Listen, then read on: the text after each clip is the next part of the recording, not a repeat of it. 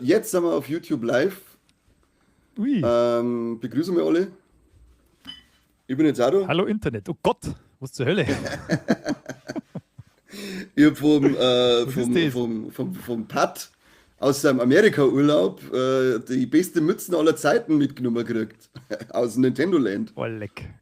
Super, oder? Sollte das wirklich ein Haum sein, den man im Winter aufsitzen Ich kann? weiß nicht, ob man es wirklich, ich weiß nicht, ob irgendjemand das Ding wirklich draußen aufsitzt, aber wenn, dann hat er auf alle Fälle die wärmsten Waschel des Jahrtausends.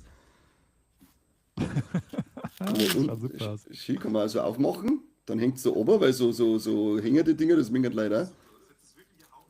Ja, jetzt geht da unten auch noch der Bisschen Ton lässiger, ab. oder? Schon ein bisschen, gell? Da kannst du ein wenig. So, mal schauen, wie lange das es auflassen Wunderschön, kann. wunderschön. Lassen wir es ja mal Zeit lang auf. Da ist ja Verzeihste Gnedelwurzler, Ohren gibt's da. ja, Gnedelwurzler, Dragoncry und Lilopan sind schon alle da. Schön, Kani Kong, genau. King Kani, so wie die aus meinem echten Namen, Grüßt euch. aus meinem echten Namen geht ja auch das Kürzel Dekala raus. Also, passt, da ist sie. Ich habe auf alle Fälle auch schon einen Ersatzhaum da, Wunderschön. falls ich recht schwitze, was wahrscheinlich auch passieren wird mit der Haum. Aber ich muss natürlich, wann passender als zum Talkthrough sollte man dieses Prachtstück tragen können. Also vielleicht noch zu Kirchenbesuchen anlässlich einer Beerdigung. Ja, das war der nächste logische Schritt, den wir da einfach mit der haben. Eigentlich Alle der Fälle. eins, sogar noch logischer als hier jetzt gerade. Ich hoffe, wir unsere Zuschauer hören die besser wie ich, weil bei mir kommst du irgendwie ein bisschen abgehackt um. Ja, tolle Sache. Tolle Sache. Du und dein scheiß Internet. Dann erzähl mal du dabei die super Ich bemühe mich, coolen. dass ich die verstehe. Okay, dann erzähl mir die super coolen Zuschauer, was ist denn bei dir so los an der Zockerei gewesen? Äh, Gar nicht so viel Unterschiedliches. Ich war eigentlich die meiste Zeit mit The Outer Worlds 2 beschäftigt. Mhm. Kennt der eine oder andere vielleicht von Obsidian Entertainment ein wunderschönes Rollenspiel. Hat es logischerweise einen ersten Teil gegeben. Es ist nicht so wie bei Goat Simulator, wo einfach Teil 1 und dann Teil 3 kommt, sondern da hat es auch einen ersten Teil gegeben. Sollte aber Und immer so der war gemacht werden wie bei ja, Goat wann war der, Simulator. 2020 oder 2019? Ja, maximale Verwirrung in der Timeline, bitte. Sonst ist es einfach zu einfach. Jedenfalls ist es sehr gut. Also ich habe es sehr genossen oder ich genieße es eigentlich immer noch, weil ich bin noch nicht ganz durch. Also es hat doch eine gewisse Lauflänge mit, ja, mei, 60 Stunden plus, da ich sagen, kann man schon einhängen. Es gibt jede Menge Nebenmissionen, die man erledigen kann und sollte. Du kannst grundsätzlich mal, kennst du? Hast du gespielt damals? Nein, gell? Nein, gespielt habe ich es nicht, aber ich habe jetzt schon einiges gelesen zu Outer Worlds 2 und es darf schon cool ausschauen. Na, also es ist auf alle Fälle, also für die Leute, die es jetzt nicht kennen, das ist so ein bisschen, geht so in die Richtung Fallout. Potato, Potato für Dragoncry. Muchas Echt gracias. Herzl sogar. Krasser Scheiß. Steht zum Da steht Schreibfach da, bei Silent Hill da 2. steht das mit der angenehmen Anspannung bei Silent Hill 2. Sehr schön. Ja, ich habe es gesehen, dass du das spielst Ja, geil. in deiner Freut Story. mich. Viel Spaß damit, auf alle Fälle. Das wird nicht viel angenehmer, das Spiel. Nein, auf gar keinen Fall. Das ist ein Rollercoaster der Gefühle. Ja, der negativen, unangenehmen Würde Gefühle. ich fast sagen. Sesslinger Sepp ist auch da, Habertere, Servus, Bus, sagt er. Schön, schön, schön. Können wir bei dir immer noch so Habt ihr's abgehackt, jetzt dann ja, oder wohl? wie? Nein, jetzt geht's schon wieder. Jetzt ist schon wieder vorbei. Schade. Du hast scheinbar an eine Antenne geruckelt. Ja, vielleicht ist ja die Maske, die Mütze hier ein bisschen störend. Aber Da ist ein naja, Aluhut drunter, aber dann geht's wieder. habe ich vielleicht da. Ein Ah, Name schau von her, meinem da gibt es Kruzifix. nochmal eine Potato für unsere Liebsten hier. Markingers, vielen Dank. Da gibt es Das ist schön, wenn man für imaginäre, bloße Anwesenheit zahlt wird. imaginäre Anilingus. Hm. Ja, für bloße Anwesenheit zahlt werden, das kenne ich eigentlich als der Arbeit, weil geleistet hat doch nie jemand was von uns. Das ist Oder immer was bei dir anders? Arbeitszeitbezug, glaube ich. Ja, aber Ich will, ist ich will mittlerweile immer noch verfallen. Leistung zahlt, das ist mein Schicksal. Ich kann nicht faulenzen da, aber sonst krieg ich kein Geld. Ah, miese Scheiße. Ja, Miese Scheiße. Höllentour. Höllentour. So, jetzt weiß ich auch nicht, sind wir jetzt schon fertig mit Spenden, oder wir? Da sind noch mehr Leute im Wahnsinn, Chat. gell? Hallo? Hallo? Aber Gut, wenn zwei davon haben wir wahrscheinlich mir. Ich bin Nummer 6, ich habe da unten eine ganze Armada an Geräten, die ich angeschalten habe, damit jetzt alle reinkommen. Ähm, ja, aber dann, verzeih, dann schon nochmal, also nochmal vielen herzlichen Dank an unsere zwei Liebsten hier drinnen. We love you really, really, really much. Aber verzeih mal weiter dann mit Outer Worlds. Es ist wirklich so unglaublich gut, wie alle sagen. Ja, genau. Also für alle, die es nicht kennen, geht so ein bisschen in die Richtung Fallout. Obsidian hat ja auch mal ein Fallout gemacht, das war Fallout New Vegas damals. Die haben ja auch mit Bethesda ein bisschen verbandelt, sind jetzt mittlerweile beide unter dem Xbox-Dach. Und die haben halt mit Outer Worlds damals haben sie jetzt so ein bisschen versucht, die Fallout New Vegas Flair ins Weltall zu setzen und haben das alles ein bisschen in der ferne Galaxie mit Sci-Fi-Elementen angereichert. Das war auch schon cool. Das war ein relativ kompakt Rollenspiel, würde ich mal sagen. So, ich glaube, da warst du mit 30 Stunden oder sowas warst komplett durch. Viel Klamauk und viel Humor drin hat. War eine sehr satirische Geschichte auf den Kapitalismus so ein bisschen, weil du bist da du bist im Kryoschlaf erwacht als neuer Siedler von der Erde aus, der in der nahen Galaxie quasi sesshaft werden möchte. Und dir zuvor haben aber ein paar Konzerne gekommen, die jetzt quasi mit einem Kapitalismus das ganze Weltall übernehmen möchten und quasi alles sie vermarkten, was irgendwie geht. Und das sind quasi so Fraktionen gewesen, die so ein bisschen gegeneinander gekämpft haben. Im zweiten Teil geht es jetzt, das fügt jetzt nicht, das geht jetzt da nicht nahtlos weiter, das ist quasi eine komplett neue Geschichte. Die Lore, die Umgebung ist zwar immer noch gleich, also die zwei Konzerne haben fusioniert mittlerweile und es ist quasi ein großer Megakonzern, der das Universum für sich vereinnahmen möchte. Die haben aber jetzt quasi, da die jetzt feindlich die Planeten übernehmen möchten mit einem Kapitalismus, stehen sie da ein paar quer und die haben halt quasi jetzt, du bist jetzt quasi mitten im Krieg in einer Galaxie drin. Du bist quasi Teil vom Erddirektorat, das ist so quasi so eine neutrale Vereinigung, die so ein bisschen nach dem Rechten schaut. Und wirst dann in eine Untersuchung geschickt auf Missionen. Da gibt es so Gerisse im Weltall und die sind ein bisschen strange und da möchte man wissen, was da los ist. Und dann bist du in der Mission und wirst aber vor allem von deinen Kameraden da ein bisschen hintergangen und Dreckschwein. fällst dann wieder in einen Kryoschlaf und verpasst wieder 10 Jahre und dann ist wieder alles ein bisschen anders. Und du musst dich wieder zurechtfinden quasi überall und kommst dann wieder, bist dann zwischen den Fronten in dem Krieg und musst da ein bisschen so schauen, dass du da durchwurstelst. Du kannst da Oh, Lilopan ui, haut auch noch mal einen Fünfer raus. Gruppenzwang. Beste, Gruppenzwang ist Beste. Danach Liebe verprügelt man noch Gruppenzwang. irgendjemanden. Danach verprügelt man noch jemanden, rauchen wir und trinken wir Alkohol. Vielen Dank. Und Und der rauchen wir, Bier im ja. Wald ist, Bier im Wald ist auch am Start Habitäre. Ui, ui, ui, ui. Ah, heute haben wir Kartoffeln wieder Sehr außer für stark. unsere Leute hier. Das ist schon. So machen wir das gern. Brutal. Vielen lieben Dank. We love you all. We love Brutal. you all. Gruppenzwang Beste. Ich muss sofort Zigaretten rauchen. Ja, du kannst halt dann, Rollenspiel typisch kannst du quasi deinen Hintergrund festlegen, wer du bist. Ob du Ex-Knacki bist, ob du der Space Ranger bist, der für Rechtschaffenheit steht und was weiß ich, was alles. Und dann kannst du verschiedene Skills auswählen und die haben die Besonderheit, dass du kannst die auf ein paar Eigenschaften spezialisieren, kannst entweder eine nehmen oder wenn du zwei nimmst, musst du aber auch eine negative dazu nehmen. Das heißt, wenn du jetzt zum Mhm. Beispiel genial sein möchtest und weiß ich nicht, wissenschaftlich super begabt, dann musst du auch nur einen auswählen aus 3, die schlechter haben. Also, du kannst kränklich sein zum Beispiel, dann funktioniert deine Energie, also du hast einen Inhalator, der quasi wieder mit Lebensenergie versorgt, der funktioniert dann nicht gescheit, du wirst dann aber irgendwie so, hast du so einen Toxizitätsanteil drin. Oder du bist einfach dumm, das heißt, du kannst dann ein paar Skills, also du kannst nur eine Handvoll Skills dann freischalten, die anderen haben alle weg, die kannst du dann nie hernehmen. Und du hast halt dann immer entsprechend in die Dialoge und so weiter, hast du dann bestimmte auf deinen Charakter zugeschnittene Antwortmöglichkeiten. Und das ist teilweise ganz lustig, weil wenn du dumm nimmst zum Beispiel, dann bist du nicht sehr wortgewandt. Also du kannst quasi kaum schmerzen. Und wenn du irgendwas untersuchst oder sowas, wie zum Beispiel ein Dokument oder sowas, wo du halt normalerweise hast, da jetzt untersuche ich das Dokument oder analysiere die Daten oder sowas, dann kannst du als dummer Mensch nur irgendwie so Sachen wollen wie Lecke an dem Papier oder so. Und so musst du Geil. halt dann da irgendwie durchschlagen.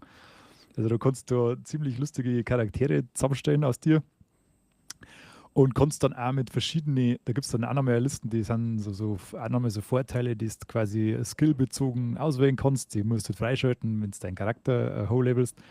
Und da gibt es dann auch so ganz kuriose Sachen wie Psychopathen, der der quasi, der dann irgendwie mehrere Erfahrungspunkte kriegt, wenn er Unschuldige umbringt.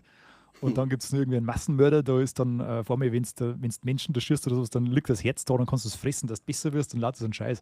Also da kannst du da richtig austoben. Also da sind schon wohl witzige Sachen dabei. Und vom Grundton ist es nicht mehr ganz so locker flockig wie der erste Teil, weil du bist, wie gesagt, in diesem Kriegsszenario und da gibt es ein paar Entscheidungen, die dann auch ein bisschen unschön sein können. Aber allem in allem ist das ein richtig gutes Rollenspiel. Es ist zum Beispiel tausendmal besser als Starfield oder so. Mhm. Das war ja irgendwie, weiß ich nicht, Total Fail, wenn du mich fragst. Da ist das weitaus besser, weil es trotzdem du auch irgendwie 60, 70 Stunden einhängen kannst, Mhm. sie auf bestimmte Sachen ein bisschen konzentriert und das alles ja ein bisschen kompakter bietet, weil du hast zum Beispiel 5, 6 verschiedene Planeten, auf denen quasi so kleine Open-World-Hubs sind, die haben wir jetzt einmal gelernt, aber es ist halt nie so überfordernd wie auf Starfield oder sowas und es ist vor allem auch überall was los. Du hast halt richtig gute kleine Open-World-Areale, wo halt wirklich, wo du halt nicht langweilig wird und so. Und bei Mhm. Starfield oder sowas ist es ja episch groß und es ist episch la. Und das ist halt ein Das wäre das riesen Beste, Hauptsache eine Witz. riesige Map Und machen, aber dann nicht füllen können. ja, und vor allem, wenn sie es dann füllen, dann mit langweiligem Scheiß. Und das ist halt Ja, da wirklich genau. überhaupt nicht der Fall. Also das ist wirklich gut gewesen. Es dauert ein bisschen, bis es in Fahrt kommt. Also ich habe so 10 Stunden ungefähr braucht, bis ich wirklich gesagt habe, ja, okay, das ist cool. Äh, Das hat auch mit der Story zum Tor, bis sich das so ein bisschen entwickelt, bis dann die ersten spannenden Missionen kommen, wo es ein bisschen auf Detektivarbeit hinausgeht, wo du mir dann die Begleiter alle findest, weil die haben fast alle optional. Du hast nur 2 am Anfang zur Auswahl. Mhm. Den Rest musst du selber finden. Die kannst du alle versammeln. Das ist, Echt? du musst einen Haufen Entscheidungen treffen, die dann bestimmte Lösungswege ausschließen. Du kannst dich immer nur für das oder das entscheiden. Also du hast da unendlich viele Möglichkeiten, das Spiel abzuschließen. Also es lohnt sich auf alle Fälle, mehrere Durchgänge zu machen und nicht zum Versuchen, in einem alles zum Schaffen, weil das will das Spiel ja nicht. Also das möchte auch, dass du dich spezialisierst, auch der Skilltree ist so aufgebaut, du sollst dich quasi auf ein paar wenige Sachen konzentrieren und sollst nicht so ein Gemischtwarenladen werden, weil du dann bestimmte Sachen gar nicht machen kannst. Jetzt, wenn du zum Beispiel sagst, ich möchte immer möglichst alles verteilen auf meine 12 Skills, dann kommst du so langsam voran, dass du die Skillchecks nicht schaffst. Also du musst schon schauen, dass du jetzt quasi die auf Hacken konzentrierst oder auf Hacken und Technik oder Wissenschaft statt Ja. alles, weil dann kommst du da wirklich voran und dann bringt dir das auch erst was, wenn du da deine Punkte investierst. Und das machen die meisten Spiele ja anders. Da ist ja im Endeffekt oft scheißegal, was du machst. Du kommst irgendwie immer durch und das ist da anders. Und das macht es, finde ich, ein bisschen besonders. Das sticht so ein bisschen raus. Genau. Bis das heißt jetzt. Ja, Ding haben sie auch Ah, grandios verbessert. Ist jetzt endlich soweit. Kraut schon noch nicht auf da gleich noch. Das Kampfsystem So. Kampfsystem ist gut, kann man es aber schießen. Es gibt 1000 verschiedene Waffen. Kuriose Waffen, eine zum Beispiel, wo du, weißt du, hast du mit Turok gespielt? Ich glaube, den zweiten Teil auf dem 64er, den Ja, Multiplayer-Modus. schon, aber Turok war damals das erste Spiel, bei dem ich Motion Sickness gekriegt habe. Ja, das kenne ich. Das hat Das war nie, ein bisschen suboptimal. ja, also ich hab Perfect Dark spielen können, GoldenEye und so weiter, alles die Ego-Shooter sind gegangen auf Nintendo 64, aber Turok Ja, ist ums Verrecken nicht gegangen. Da ist mir ja, richtig kotzübel geworden. das kenne ich, ja, das ist mir ähnlich gegangen. Das war einfach von der Bildrate her, das war nicht so optimal. Ne? Aber da hat es auf alle Fälle so eine Waffe gegeben, wenn du auf den anderen geschossen hast, hast du so einen Parasiten losgeschossen, der sich auf den Kopf platziert und dann das Hirn ausgesaugt hat. Geil. Sowas Ähnliches gibt es da zum Beispiel auch. Da kannst du dann so Batzen rumschießen und die fräsen sich dann durch die Leute durch und lassen Zeug. Aber das sind dann so Wissenschaftswaffen, die ganz seltsam aufgebaut haben. Also auch da ist viel zum Singen und zum Holen. Du kannst schleichen, du kannst aber auch durchballern wie irre. Also es hat echt wirklich viel Sachen, wo ich sage, Hut ab. Das ist auf alle Fälle eins für die besseren Action-Rollenspiele der letzten Jahre oder so. Deswegen mal. So, jetzt sind der Jojo und Krawallmaus auch noch da. Hallo, schön, dass ihr da seid. Grüß Gott. Ja, Skilltree ist eigentlich ein gutes Ding für mein Spiel, das ich gerade spiele, Ghost of Yotei, wie es der Titel schon Mhm. verrät. Da geht es nämlich dazu, oder da ist es nämlich eher so, dass die Skillverteilung relativ egal ist. Diese Punkte, die man da kriegt, man kommt ja immer irgendwo durch und am Ende bist eigentlich nie irgendwie so, dass du sagst, ich muss überlegen, wo ich welchen Punkt tiefer verteile, weil ich genug kriege, um alle Skills freizuschalten. Das sind eh gerade in Anführungszeichen Skills, du hast da gerade immer so zusätzliche Attacken oder ein bisschen stärkere Sonderattacken Mhm. bei je nach Waffenart. Aber ansonsten ist Ghost of Yotei auch wieder Wahnsinn. Also wer Ghost of Tsushima Ming hat, der wird Ghost of Yotei lieben. Das ist wirklich so wie Ghost, man kann, also im Kern kannst du sagen, ja, es ist wie Ghost of Tsushima, gerade mit einer anderen Story. Aber es hat jetzt so viel mehr feine Kleinigkeiten jetzt mit dabei und das schaut so unglaublich gut aus, wie oft, dass man da einfach mal stehen bleibt und sich wirklich nur so die Landschaft anschauen mag. Das ist das letzte Mal, glaube ich, bei Death Stranding 2 vielleicht gewesen.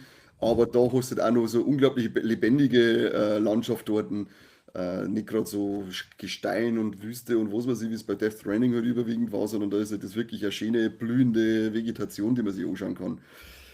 Geschichte ist auch ziemlich cool bisher. Also ich muss sagen, ich habe jetzt, ich glaube, 45 Stunden drauf und habe noch nicht einmal Kapitel 2 eingeblendet gekriegt. Ich habe jetzt da schon unterschiedliche Sachen gelesen von, ich glaube, Play 5 haben in einer Test drin steht, dass sie es nach 50 Stunden haben sie jetzt Story durchgespielt gehabt. Dann habe ich schon von Leuten gelesen, die haben nach 60 Stunden erst Kapitel 2 eingeblendet gehabt. Einen habe ich jetzt mal gelesen, der hat ähm, ich glaube, 58 Stunden für Platin braucht, wobei irgendwie so, ich kann mir das nicht vorstellen, dass du auf 58 Stunden da die Platin-Trophäe geholt hast. I doubt it. Lügenbaron im Internet. Ähm, Ich bin echt gespannt, wie lange das noch dauert. Ich bin jetzt schon so, dass ich in die Gebiete, wo ich komme und dass ich dann noch gleich alles mitnehme, die ganzen Füchse, Wolfshöhlen und Schreine und so weiter sammelt. Aua, was ist mit meiner Katzwatsche? Lass das, please. Sau. Wenn du in die heißen Quellen badest, oder? Wie Ja, geht's da? genau, diesmal ist man ja Frauen, sagt man einen nockerten Frauenarsch, also ist diesmal auch was für Cis-Männer dabei, wie man jetzt sagt, nicht so wie bei Ghost of Tsushima, das war ja nur für Cis-Frauen. Ja, dann vorweg, es gibt ja viel Vollspasten, die sich wieder beschweren, wie Vogue das ja dieses Spiel ist. Also, da muss man, ich glaube, ich habe es eh schon öfter mal gesagt, das muss ich Was wieder der mal Frau spielst. einhaken. Ja, da muss ich wieder mal einhaken, wie dumm das die Leute eigentlich sind. Vor allem fairer geht es ja gar nicht. Wir haben zwei Teile, wir sind einmal eine Frau und einmal ein Mann. Also, das ist ja ausgeglichener geht es nicht, die ganze Sache.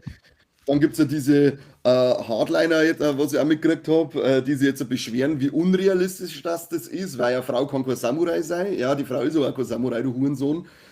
Die Frau ist einfach nur eine ausgebildete Kämpferin, die ohne Kodex als Kopfgeldjägerin sich ihr Geld verdient. Also bitte halt mal einen scheiß Schnauze. Außerdem hast du bei Assassin's Creed Shadows aufgeregt, dass es einen schwarzen Samurai gegeben hat, obwohl es den nachweislich gegeben hat. Also bitte mal Anti-Vogue-Hurensohn Maul halten und am besten vielleicht irgendwo in den Keller einsperren, wo die keiner mehr sehen muss, du Stück Scheiße. Dann, ja, Außerdem redet man mir da immer nur vor dem Spiel, gell? Also, aber das ist ja, wieso muss das also, so super, hyperrealistisch sein? Ja? ja, Das ist hallo, sowieso scheißegal. hallo, das ist eine Simulation schon fast.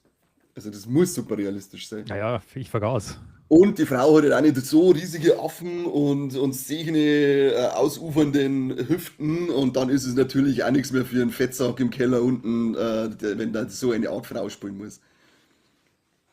Ja, das sind dann die gleichen, die sich schon beschwert haben bei Eloy in Dings in Horizon Zero Dawn, war das erste oder zweite? Was nicht, der Ja, zweite Teil. Da war es ja auf einmal so hässlich. So unglaublich hässlich ist es auf einmal geworden. Forbidden West, meine war Glaub der ich. zweite Teil, oder? Ja, genau, da war es auf einmal so kreislich und das kann man auch nicht anschauen. Ja, was nicht anschauen können. Grauenhaft Text, grauenhaft Text. Schrecklich, schrecklich. Ja, es ist eine coole Rachegeschichte und was halt auch cool ist, ist nicht gerade so eine 0815 Rachegeschichte, weil du wirst am Anfang bist du als Kind noch zum Singen und da wird dann dein Hof, dein Wohnort oder sagen wir, ja, dein Hof, weil du wohnst relativ allein mit deiner Familie, überfallen vom Saito, glaube ich, heißt er, und die Yotai 6 und die Statuen ein Exempel und bringen die ganze Familie um. Auch du hättest dann sterben sollen und lebendig am Baum verbrennen. Hast dich aber befreien können, bist dann abgehauen, irgendwo weiter ins Landesinnere, glaube ich, hast da in Kriege gekämpft und deswegen, also erklärt es halt dann, dass du auch so ein Brutale bist und kommst halt dann irgendwann zurück und möchtest dich an die Dinge, was schon rächen, an die Yotai 6 Fleisch- und Fischbuffet, genau. Ja, genau. Da war ja was. Ähm, Das Kampfsystem finde ich ist noch mal einen Ticken feiner, als es schon bei Tsushima war. Das war da schon hervorragend, finde ich. Es ist jetzt noch mal einen Ticken feiner irgendwie. Es funktioniert alles noch perfekter, die ganzen Blocks und Paraden und so weiter. Also es ist wirklich, es geht so geschmeidig vor der Hand.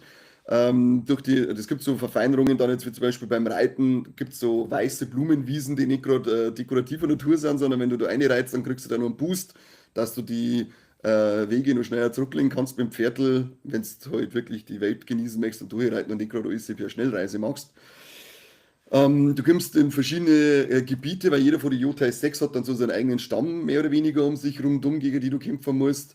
Und es wird dann auch zeitgleich noch so erzählt, dass du immer wieder mal an bestimmte Punkte oder an deinem Heimatort zurückreisen kannst, also per Knopfdruck als Kind weiterspielst. und erlebst dann ein bisschen so der Vergangenheit und dann erlebst du halt auch so, das ist nicht gerade so eine stumpfe Rachegeschichte von einer total verbitterten Frau, sondern sie haben ja schon brutalen Charakter verliehen dann mit der Zeit, wo du merkst, da ist hinter der Fassade viel mehr hinter dem ganzen Hass und dem Zorn, den sie mitbringt. Es bröckelt da immer wieder ein wenig raus, dass sie eigentlich doch natürlich total verletzt ist und total verzweifelt ist, weil ihre ganze Familie umgebracht worden ist, weil ihr Leben dadurch komplett zerstört worden ist. Also die Geschichte selber, die holt mich brutal ab. Und auch die Umsetzung bisher. Die Welt ist wesentlich größer, glaube ich, als bei Ghost of Tsushima, da ich jetzt schon mal sagen, ich habe noch nicht alles offen. Es ist aber wieder so wie bei Ghost of Tsushima, das ist einfach für mich machen die perfekten Open Worlds. Es ist nie langweilig, es kommt da nie vor, als da die einfach nur eins nach dem anderen abhageln müssen. Nebengeschichten und so weiter, die verweben sich auch wieder schön mit der Hauptstory, also wie du die neuen Waffen kriegst, wie du die neuen Waffen lernst und auch Spezialattacken. Es greift alles perfekt ineinander, dass du nie sagst, okay, ich bin jetzt aus dem Geschehen rausgerissen von der Hauptstory, weil ich jetzt 5 Stunden irgendeine Nebenstory verfolgt habe, sondern du bleibst immer schön in dem ganzen Geschehen drinnen. Das ist echt super gemacht. Du hast jetzt auch einen tierischen Gehilfen, eine Wölfin. Es passt ein bisschen zum ganzen Ding, weil du und dein Bruder damals von deinem Vater immer also dein Vater hat es immer als die kleinen Wölfe bezeichnet. Und jetzt ist halt immer so eine Wölfin, der hast du mal Käufer und dann gibt es halt zusätzlich, so wie es die Fuchsbauten und so weiter gibt es Wolfshöhlen, weil die Arschgeigen vom Saito, die wollen da immer die Wölfe einfangen und Fell und was weiß ich und dann gibst du zu so einem Wolfsbau hin, bringst die Leute um, die diesen Wolfsbau praktisch gerade belagern und die Wölfin leitet die dann zu einem Lager hin, wo ein paar so Wilderer sind und schon einen Wolf gefangen haben und dann bringst du die alle um, befreist den Wolf, gibst dir wieder was zum Essen und dann wird die halt mit der Zeit wird die immer zutraulicher und dann kriegst du auch jetzt mal einen neuen Wolfspunkt, wo du dann wieder irgendeine Fähigkeit und dann, also du kannst es dann irgendwann rufen, sie kommt nicht immer, aber wenn es dann kommt, dann kämpft sie halt mal mit dir oder sie kann einmal, wenn du umgebracht wirst, kann es passieren, dass sie nochmal kommt und dein Mörder da angreift und dann kriegst du nochmal einen zweiten Versuch mehr oder weniger. Also es ist, natürlich ist es Okay. übertrieben, aber es ist nicht so übertrieben gebaut, dass du sagst, das ist völlig unrealistisch, sondern es ist auch schon so schön mitverwoben, dass du sagst, ja okay, das kann man sein lassen als noch realistisch genug, die ganze Sache. Und ja, ich habe jetzt, glaube ich, einen von die Jote, ja, kein wieder vorgeschossen, einen von die Jote 6 erst erledigt, bin jetzt beim zweiten. Und wie gesagt, ich bin bei 45 Stunden, ich frage mich echt, wie viele Stunden das Spiel dann insgesamt dauern wird. Ob es auf einmal vielleicht eine kürzere Passagen gibt, ob man mal mehr auf einmal erledigen kann. Ich bin noch total im Dunkeln, wie die Geschichte dann weitergeht, vor allem wie viel Zeit das dann einstecken wird. Aber ich genieße, wie bei Tsushima, jede Sekunde. Das ist wirklich Ja, hervorragend, meine das Ding. Kollegin ist auch hin und weg. Die ist jetzt irgendwo bei 97%, glaube ich. Die hat soweit alles erledigt. Gibt nur noch Mhm. Kleinigkeiten, die ist auch, finde es auch super gut. So ein Ich habe kleines nur, Minispiel gibt es nur noch, was Gutes. so ein kleines Minispiel, was du Münzen schnipsen musst. Das geht mir ein bisschen auf den Sack, weil da muss man immer Minispiele. ja, also das ist so wie im Ding in die Wirtshäuser, sag ich jetzt mal, in jedem Ding gibt es halt so ein Wirtshaus, wo sich alle treffen, da hast du dann einen Schmied da und einen Kartografen und einen Kopfgeld-Seppen, der dann sagt, wen es als nächstes fangen muss und so weiter. Und da ist es dann so, in dem Wirtshaus ist es dann also ein Platz drin, wo sie nicht katteln, sondern eben so ein Minispiel, also so ein Schnipsspiel praktisch machen. Ah, okay. Äh, also es Aber nicht fühlt so sich so, aufwendig wie bei Valhalla, da wo du ein eigenes nein, Regelbuch braucht hast, dass du den Scheiß kapierst. überhaupt nicht. Das ist wirklich nur, da werden da Münzen am Tisch geschüttet und die muss man dann gegen andere Münzen schnipsen. Du darfst nur eine Münzen berühren und du darfst die Münze nicht vom Tisch ausschießen. Und wer als erst sechs Okay. Münzen geschafft hat, der hat gewonnen. Und das steuerst du da ganz einfach mit R2. Aber je fester dass du drückst, umso fester schnippst du. Und hat mich schon so manchen Nerv gekostet, ja, weil da habe ich nicht unbedingt das Feingefühl für das Spiel. Aber damit verdienst du auch locker Kohle. Das ist auch recht cool, weil du eigentlich nie in Geldnot kommst, weil wenn der Kohle abgeht, dann machst du halt diese Kopfgeldmissionen. Da kriegst du dann wieder immer fett Kohle eine, die sind einmal mit einer kleinen Hintergrundgeschichte erzählt. Die werden auch immer auf verschiedene Art und Weise, musst du die rauslocken, die Typen, die du da suchst. Das ist auch ziemlich geil gemacht. Also ich bin, wie man es wahrscheinlich hört, ich bin vollends begeistert von dieser gute Sache. Kommt ein bisschen durch, ja. Dass du halt Gefallen drauf findest. Ja, ich bin schon gespannt, was wir für ein DLC kriegen werden, weil ich gehe wieder davon aus, dass da auch wieder einen Außer haben, wie sie es bei Tsushima gemacht haben. Aber ich hoffe, dass ich bis dahin das Hauptspiel geschafft habe. Weil Ja, das dauert aber in der Regel noch Zeit. nebenbei spiele ich ja nur Days Gone. Das hat mir jetzt auch richtig gepackt. Irgendwie, weiß nicht warum. Es ist jetzt eigentlich irgendwie ist Days Gone nicht wirklich was Besonderes, aber irgendwie hat das auch so einen gemütlichen Spieleflow. dass ich, wenn ich dann mal anfange, dass da 3, 4, 5 Stunden nichts sind, was da sitzt und mit dem Mopedl durch die Welt horzt und ein bisschen spielst. Aber da bin ich auch noch, da weiß ich auch noch überhaupt nicht, wie, weil ich habe schon wieder gemeint, okay, die zwei Parts von der Karten, mehr ist es nicht. Auf einmal kriegst du nochmal einen Part dazu, der so groß ist wie die zwei ersten. Und jetzt, glaube ich, komme ich nur mehr in den vierten rein und ich meine die ganze Zeit so, ich spiele schon ins Finale rein, aber da bin ich anscheinend immer noch weit weg davon. Das ist, also Days Gone ist anscheinend auch eine längere Beschäftigung, spielt sich aber auch, wie gesagt, sehr, das hat einen coolen Spielflow. Das mit dem Moped durch die Welt fahren, das macht echt irgendwie Laune, hätte ich mir nicht gedacht, aber das ist echt irgendwie cool. Und du hast ja dann auch verschiedene Parteien mit, also verschiedene Lager, für die du Jobs machst. Dann hast du so komische Ripper, das sind nicht so irre, die Rest in Peaceler nenne ich es jetzt mal, die halt total wegballert sind und Leute umbringen und foltern, wenn sie sich die nicht anschließen. Dann hast du die Freaker, das sind nicht die Infizierten, nenne ich es einmal. Zombie-Horden durchschnitzeln macht halt Spaß. Ja, Horden sind mein Problem, die nerven mich. Viele sagen immer, diese Horden, die waren so das große Highlight von dem Spiel, aber ich weiß nicht, ich habe irgendwie. Anscheinend habe ich noch nicht die Skills dafür oder so, aber ich bin da immer sofort da. Jetzt spiele ich es eh gerade auf leicht, weil mich eigentlich nur die Story interessiert hat. Aber selbst da sind die Horden so, die wenn die haben, dann hast du eigentlich sofort verloren. Und dann habe ich Zwänge Ausdauer zum Volllaufen, dann habe ich eigentlich eine Zwänge Sprengwaffen für den Scheißdreck. Mit den Horden habe ich mich noch nicht auseinandergesetzt. Ich weiß auch noch nicht, ob das ein Spiel wird, das ich auf 100% durchspielen muss oder ob ich das wirklich nur rein auf Missionen, also Missionen werde ich alle durchspielen, aber mit der Sammlerei. Die hält sich da einigermaßen in Grenzen, das ist auch ganz gut, aber das entscheide ich dann, wenn ich mit der Story durch bin, wie viel das mir abgeht, ob ich das auch noch auf 100% mache mit der Sammlerei. Geschichte ist eigentlich ziemlich cool. Du bist der Deacon, so ein Biker, der mit seinem Kumpel Boozer, sie sind Drifter, nennen sie das, die halt immer Aufgaben für die verschiedenen Lager machen. Du verdienst in die Lager dann praktisch Vertrauenspunkte und kein Geld und mit den Vertrauenspunkten kannst du in die Lager dann auch einkaufen. Und als Deacon bist du dann auf der Suche nach deiner Freundin, die du beim Ausbruch von der Apokalypse verloren hast, ob die vielleicht noch lebt. Da ist nämlich dann noch Nero im Hintergrund, das ist so ein Forschungsinstitut, nenne ich jetzt mal, die da ein wenig umeinander manken. Ja, und zeitgleich musst du halt irgendwie die Lager ein wenig befriedigen, dass die alle cool bleiben mit dir. Dann musst du dem Boozman, wie man dann alle liebevoll genannt wird, ein wenig helfen, weil der am Anfang gleich mal von den Ripper ordentlich malträtiert wird mit Flammenwerfer. So. Und so rumpelst halt dann mit dem Moped als cooler Biker immer Cap verkehrt rum durch die Welt und bist halt einfach abgebrüht und hart, wie es Biker halt alle So muss es sind. sein. So waren die Das ist Spiele früher halt einfach. Oftmals ist es echt, also es ist schon eine coole erzählte Geschichte und so, und die Figuren sind eigentlich auch überwiegend gut ausgearbeitet, aber ab und zu geht mir halt dieses cool Getue so auf den Sack. Das ist ja der Grund, warum ich mir zum Beispiel Sons of Anarchy bis heute noch nicht anschauen habe können. Weil ich diese obercoolen Proleten-Wichsfiguren, die der Bucky alle einfach nicht, das geht mir irgendwann so auf den Sack und darum schreckt mich Sons of Anarchy so viel ab.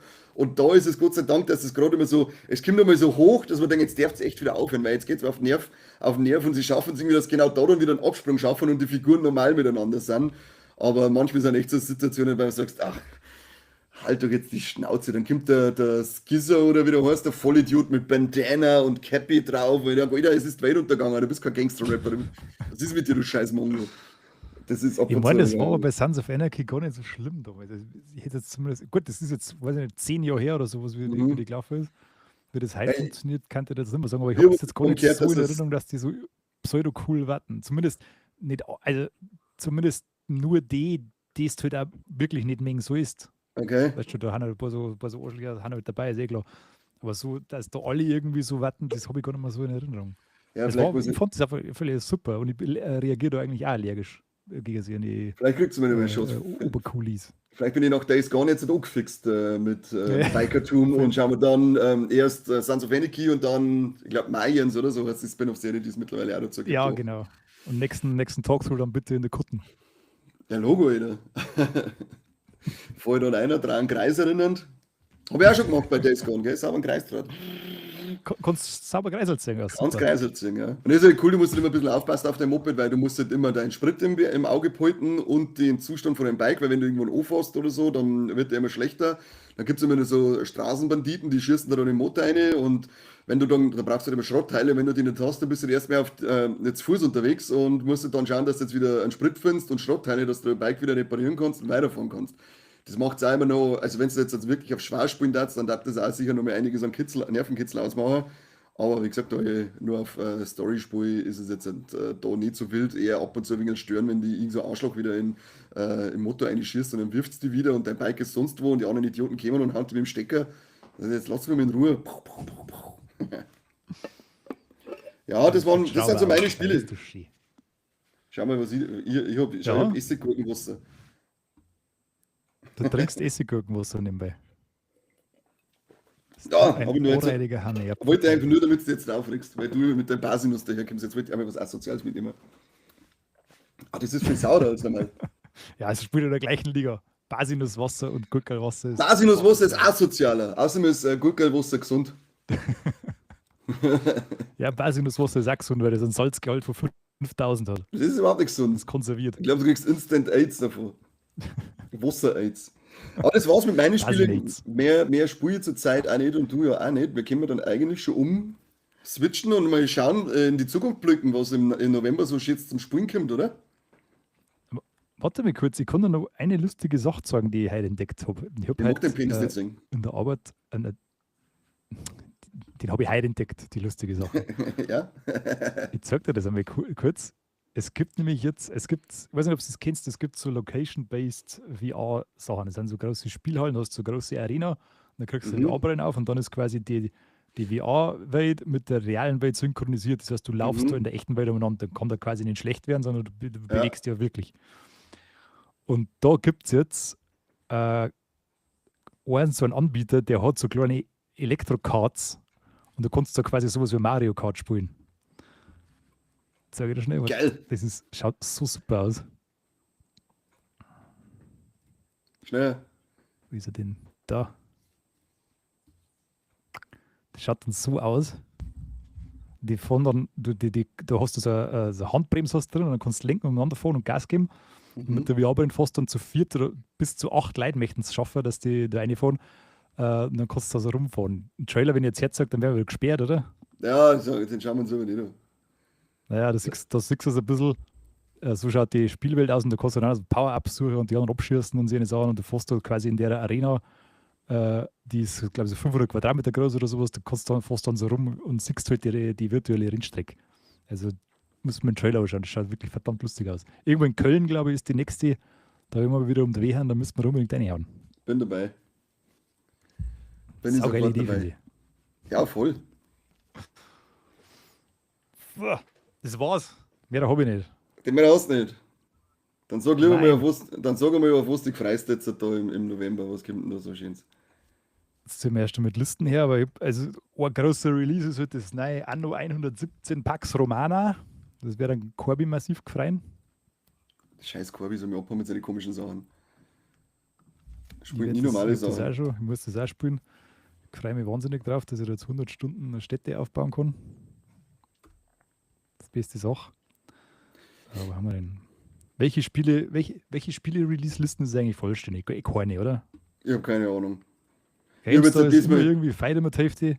ich hab jetzt halt einfach mit dir her, du, diesmal von PC Games, weil bei meiner Presser Key, da schimpfst du mir jetzt mal. Dieses Jahr, da haben ja nur 5 Spiele im November bei der Presser Key.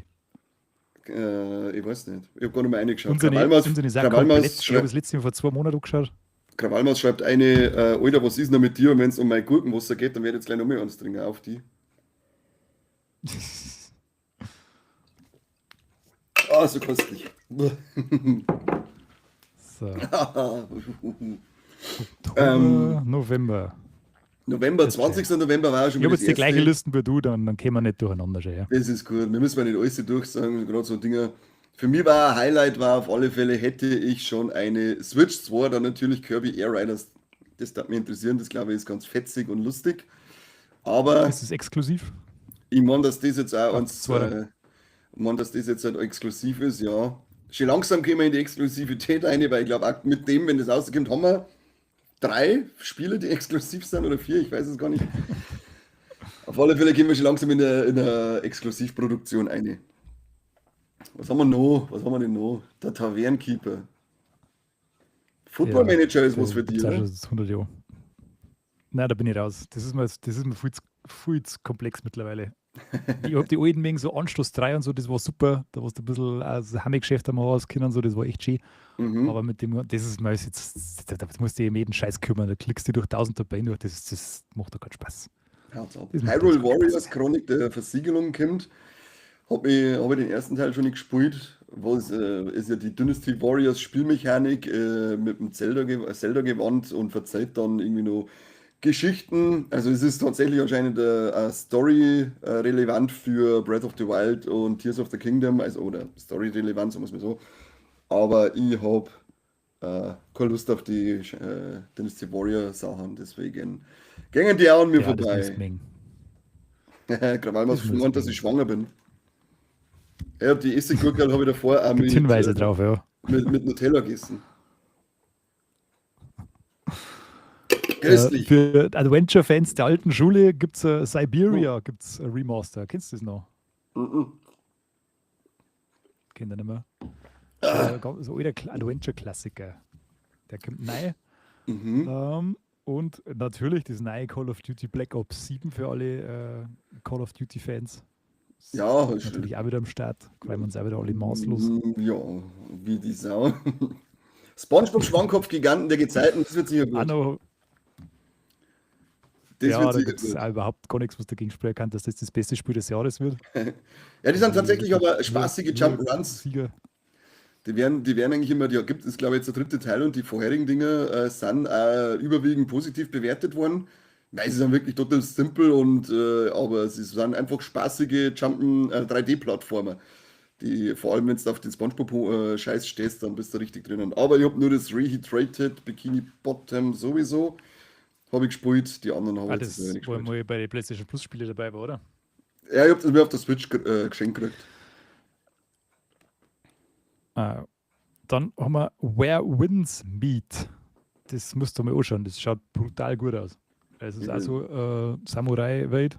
mhm. Kommt aus China, ist aber noch so ein bisschen Hit or Miss kann das sein. Also das hat wahnsinnig krasse Grafik. Das ist, glaube ich, sogar free to play. Kannst du aber auch allein Mhm. spielen. Und möchte halt irgendwie so alles sein. Also du weißt halt auch wieder nicht genau, was du dann kriegst. Also das kann man sich vielleicht einmal anschauen. Mhm. Kann ganz spannend sein. Und dann kommt natürlich Terminator 2D No Das ist Fate, den man nicht das endlich ist das aussagt. Ja? Wichtigste. Das ist Das auch, ist das also Wichtigste. das ist ein Pflichttermin. Ich habe mir schon die Collectors Edition bestellt für 100.000 Euro. Die Weil kommt ich warte einfach. kommt Ende November, oder? Kommt das? Ja, genau, 26. steht es drin. Ja, schau, Auf allen Plattformen, von der Switch bis zum PC. nimm es mit für einen Talkthrough im November, nimmst dann die Box mit und dann machst du im Talkthrough am Ende ein Live-Unboxing der super coolen Terminator 2 Oh, Box. sehr gute Idee. Das machen wir. Das ist Sehr der gut. Mem. Das ist der Mem. Was aber wirklich im November jeder im Auge behalten sollte, der so ein bisschen besondere Spiele mag, ist Rue Valley. Das ist, Mhm. ich habe das jetzt auch schon da, ich muss das übers Wochenende testen. Ich darf jetzt da nicht so viel sagen, aber ich habe auch ehrlich gesagt einfach erst 20 Minuten gespielt. Ich kann jetzt auch noch gar nicht viel dazu sagen. Aber das ist wirklich, also eins von den Spielen da, die es nicht oft gibt. Kennst du Disco Elysium noch? Mhm. Habe jetzt zwar Sagt dir nicht das noch gespielt, was? aber Das war vom vor ein Namen paar sagt es mir Jahren mal was, ein ja. ziemlicher. In der Optik ist es, also so Mhm. Top-Down-Draufsicht in so einer verwaschener Comic-Stil-Richtung, also schon ziemlich coole Grafik. Das Besondere an dem Spiel ist, das ist ein Rollenspiel. Es gibt jetzt da keine Kämpfe oder sowas, aber du musst halt wie in jedem Rollenspiel, musst du halt vorher am Anfang vom Spiel deinen Charakter ein bisschen strukturieren und da gibt es 3 Spektren, auf denen du deine Punkte verteilen musst. Und du musst deinen Charakter wirklich definieren. Also bist du eher Mhm. impulsiv oder bist du eher berechnend oder denkst du Sachen häufig zu stark durch? Das musst du dann auf so einer Skala verschirmen.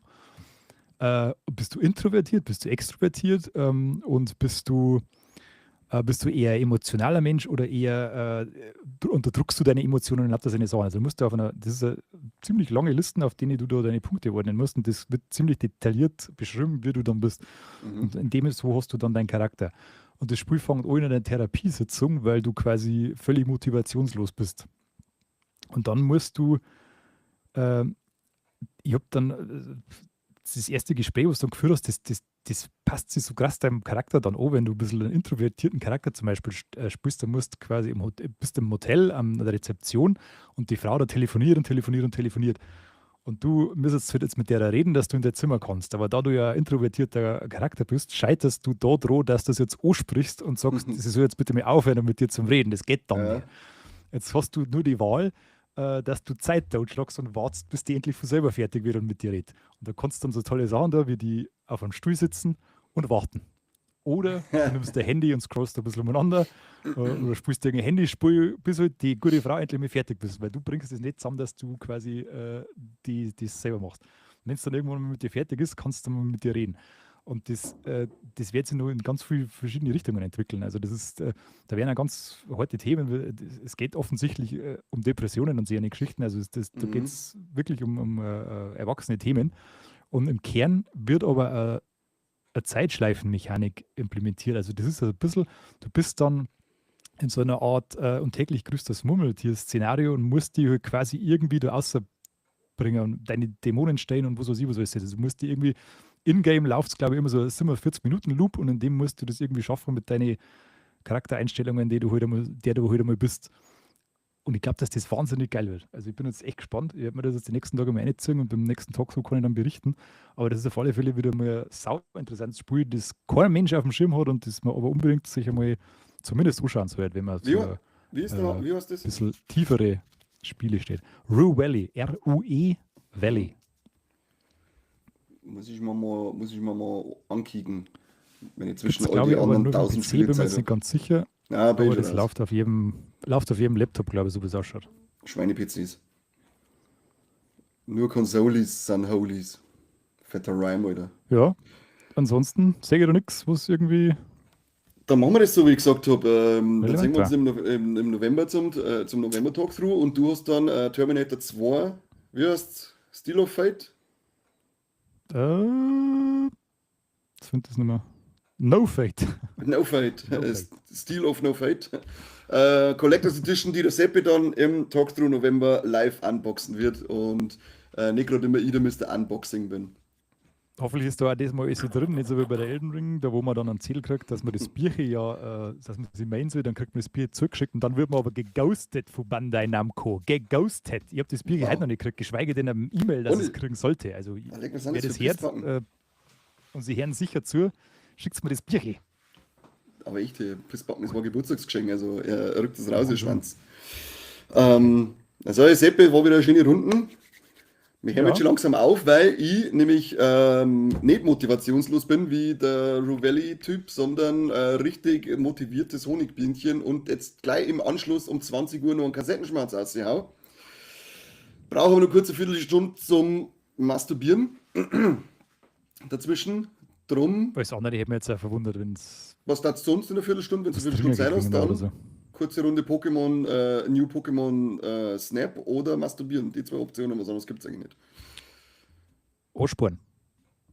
Habe ich keinen da, bei mir selber mag ich nicht. Schade. Zu Meine schade. Katzen mögen das nicht so gern. Hund wird auch schon unruhig. Ja, das glaube ich sofort. Danke an alle, die zugeschaut haben, vor allem riesige Potatoes an alle, die heute gespendet haben. Das ist ja wirklich zauberhaft gewesen für euch. We love you. We Mhm. love Vom you. Feinsten.